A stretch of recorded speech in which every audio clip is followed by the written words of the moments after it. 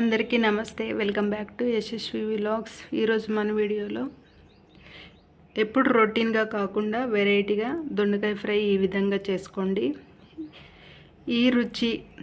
ఈ రెసిపీ మీరు ట్రై చేయాలి అంటే వీడియో స్కిప్ చేయకుండా ఫుల్ వీడియో చూడండి. ఈ దొండకాయ ఫ్రై సింపుల్గా టేస్టీగా చేసుకొని మీరు కూడా ఎలా ఉందో టేస్ట్ చేయండి. లేట్ చేయకుండా ఈ దొండకాయ ఫ్రై ఎలా తయారు చేసుకోవాలో చూసేద్దాం. ఈ దొండకాయ వేపుడు కోసం 1/2 కిలో దొండకాయ తీసుకొని రెండు వైపులా కొంచెం కొంచెం కాడ అనేది చివర్లు అనేది కట్ చేసుకొని ఈ విధంగా చిన్న సైజు ముక్కలుగా కట్ చేసుకోవాలి. చూడండి, ఈ విధంగా ముక్కలుగా కట్ చేసుకొని ప్లేట్లోకి వేసుకోండి. అలాగే మీడియం సైజు ఒక ఆనియన్, 4 పచ్చిమిర్చి, కొంచెం కొత్తిమీర చిన్న చిన్న ముక్కలుగా. మిర్చి అయితే ఈ విధంగా మధ్యలోకి పొడవుగా కట్ చేసుకొని ప్లేట్లోకి వేసుకోండి. ఆనియన్ కూడా పొడవుగానే కట్ చేసుకొని ప్లేట్లోకి వేసుకోవాలి. ఈ విధంగా ముక్కలుగా కట్ చేసుకొని ప్లేట్లోకి వేసుకొని పక్కన పెట్టుకోండి. దొండకాయ ముక్కలు అనేది వాటర్లో శుభ్రంగా క్లీన్ చేసి పచ్చిమిర్చి, ఆనియన్ అన్నీ వాటర్లో క్లీన్ చేసుకొని ముక్కలుగా కట్ చేసుకొని ప్లేట్లోకి వేసుకొని పక్కన పెట్టుకోండి. ఆ తర్వాత స్టవ్ ఆన్ చేసుకొని ఒక వెడల్పాటి కడాయి పెట్టుకొని 3 టేబుల్ స్పూన్లు ఆయిల్ వేసుకోండి. దొండకాయ ఫ్రైకి మనకు ఎక్కువ ఆయిల్ పడుతుంది కాబట్టి 3 టేబుల్ స్పూన్ ఆయిల్ వేసుకున్న తర్వాత ఇందులో 2 టేబుల్ స్పూన్ల పల్లీలు వేసుకోవాలి. అలాగే 1 టీ స్పూన్ మినప్పప్పు, నెక్స్ట్ 1 టీ స్పూన్ శనగపప్పు వేసుకోవాలి. అలాగే 1 టీ స్పూన్ వరకు పుట్నాల పప్పు. ఈ పప్పులతోని దొండకాయ ఫ్రై చేసుకుంటే చాలా బాగుంటుంది. ట్రై చేయండి మీరు. ఈ పప్పులన్నీ వేసుకున్న తర్వాత తక్కువ ఫ్లేమ్లోనే మంట పెట్టుకొని ఒక 2 నిమిషాల వరకు ఆడితే సరిపోతుంది. తర్వాత ఇప్పుడు ఇందులో 2 రెబ్బల కరివేపాకు కూడా వేసుకోవాలి. వేసుకొని కరివేపాకు కూడా చిటపటలాడేలా ఫ్రై చేసుకోండి. ఓకే, ఇప్పుడు మనం ముందుగా కట్ చేసి పెట్టుకున్న ఆనియన్స్ అలాగే పచ్చిమిర్చి ముక్కలు వేసుకొని ఇప్పుడు మంట మీడియంలో పెట్టుకోవాలి.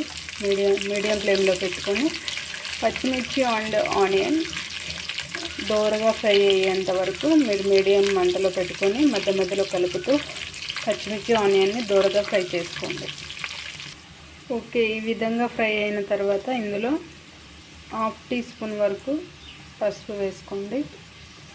అలాగే 1 టీ స్పూన్ వరకు అల్లం వెల్లుల్లి పేస్ట్ వేసుకొని పచ్చి వాసన పోయేంత వరకు ఆయిల్లో ఇలానే ఉడకనివ్వండి.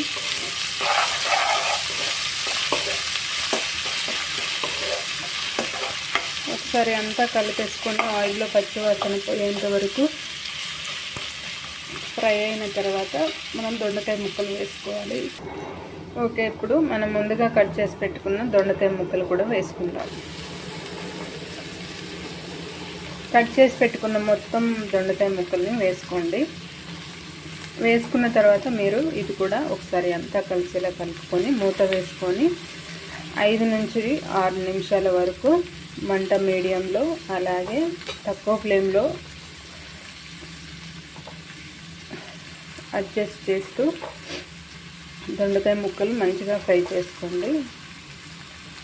మనం ఫ్రై చేసుకుంటే మనకు తెలుస్తూ ఉంటుంది కదా, అడుగు అనేది అంటకుండా మంట మీరు మీడియంలో అలానే లేదా తక్కువ ఫ్లేమ్లో పెట్టుకొని దొండకాయ ముక్కల్ని మంచిగా ఉడికించుకోండి.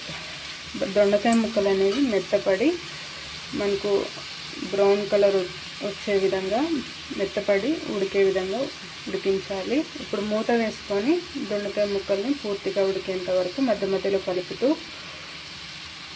ఉడికించుకోవాలి. కొంత సమయం తర్వాత మూత తీసి చూద్దాం.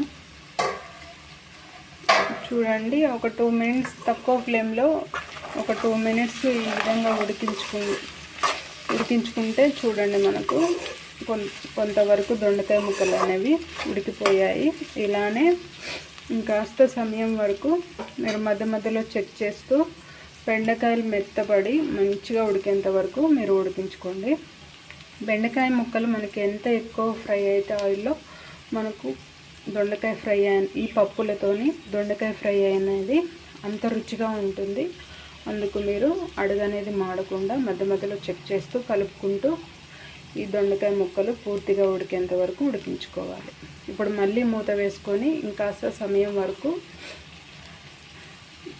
ఉడికించుకోండి. ఇంకో 2 మినిట్స్ తర్వాత ఒకసారి 2-3 మినిట్స్ తర్వాత మళ్ళీ ఒకసారి చెక్ చేసుకుందాము. దొండకాయ ముక్కలు మనకి ఇంకా కొంచెం ఒక 1-2 మినిట్స్ వరకు అదే తక్కువ ఫ్లేమ్లో ఇంకొక 1-2 మినిట్స్ వరకు ఇలానే ఉడికించుకుందాము. దొండకాయ ముక్కలు మనకి ఇంకా మెత్తపడలేదు, చూడండి ఇంకా గట్టిగానే ఉన్నాయి. మనం ఇలా ప్రెస్ చేస్తే చూడండి, ప్రెస్ చేస్తే దొండకాయ ముక్క అనేది కట్ అవ్వాలి. దొండకాయ ముక్కలు అనేది మనకి ఇంకా ఫ్రై అవ్వలేదు కాబట్టి అదే తక్కువ ఫ్లేమ్లో ఇంకొక 2 నిమిషాల వరకు మూత వేసుకొని ఉడికించుకుందాం. ఓకే, దొండకాయ ముక్కలు కూడా మనకు పూర్తిగా ఫ్రై అయిపోయాయి. ఇప్పుడు ఇందులో 1 టీ స్పూన్ వరకు కారం యాడ్ చేసుకోండి. అలాగే రుచికి సరిపడా సాల్ట్ వేసుకొని ఒకసారి అంతా కలిసేలా కలిపేసుకోండి. మీరు ఈ విధంగా ఒకసారి దొండకాయ ఫ్రై అనేది ట్రై చేయండి. ఈ దొండకాయ ఫ్రైకి పప్పుచారు లేదా సాంబారు వైట్ అన్నంలోకి చాలా బాగుంటుంది. ఒకసారి అంతా కలిసేలా కలుపుకున్న తర్వాత ఇప్పుడు ముందుగా కట్ చేసి పెట్టుకున్న కొత్తిమీర కూడా వేసుకొని కలిపేసుకోండి. ఇప్పుడు అదే తక్కువ ఫ్లేమ్లో ఉంచుకొని ఇంకొక 2 మినిట్స్ వరకు ఇదే విధంగా మూత వేసుకొని ఉడికించుకోవాలి. అలాగే ఈ దొండకాయ ఫ్రైలో కొంచెం 1/2 టీ స్పూన్ వరకు జీరా పౌడర్ కూడా వేసుకొని కలిపేసుకోండి.